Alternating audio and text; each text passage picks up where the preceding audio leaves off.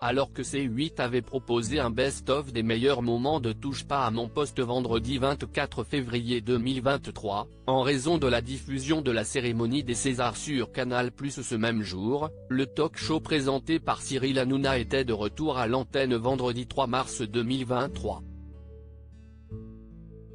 Entouré de ses fidèles chroniqueurs, l'animateur a de nouveau accueilli plusieurs invités sur son plateau ce jour-là. Les téléspectateurs de C8 ont ainsi pu découvrir la journaliste Roselyne Febvre, qui officie habituellement au sein de la rédaction de France 24. Alors que Cyril Hanouna est encore une fois revenu sur l'affaire Pierre Palmade, Roselyne Febvre a évoqué pour sa part l'addiction de son fils à la drogue. Vous vous battez pour sauver votre fils Arthur de la drogue. Tout commençait lorsqu'Arthur était âgé de 19 ans. Il vient d'avoir son bac et vit dans un studio avec sa petite amie. Et là, il a complètement plongé dans la drogue, a résumé Cyril Hanouna. Il dévisse. Il avait commencé à fumer assez tôt des pétards, du cannabis, au collège vers 15 ans.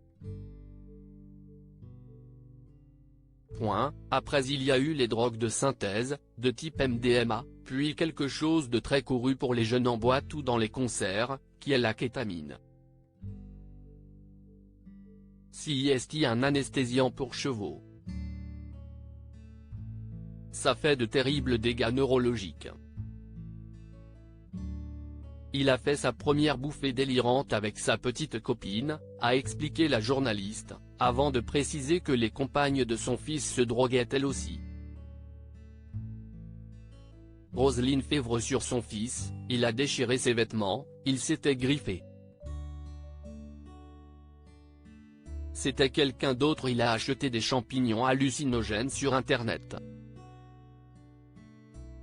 Il les a cultivés chez lui et il en prenait pendant 1 mois et demi jusqu'au pétage de plomb. Il passait des coups de fil tard à 5 h du matin en disant n'importe quoi. Quand j'essaie de le rappeler le lendemain, il ne répond pas. En fait, il a disparu. Il n'est pas chez lui. On arrive chez lui, il y avait écrit merci sur le mur, la porte ouverte. On met du temps à le retrouver. Finalement, on le retrouve au commissariat. Il a pourri dans sa cellule de dégrisement toute la journée. Il a déchiré ses vêtements, il s'était griffé. C'était quelqu'un d'autre, a ajouté Roselyne Febvre. La journaliste a également précisé que son fils lui avait volé des bijoux pour les revendre, afin d'acheter de la drogue, et qu'il l'a même accusé de l'avoir tripoté quand il était plus jeune.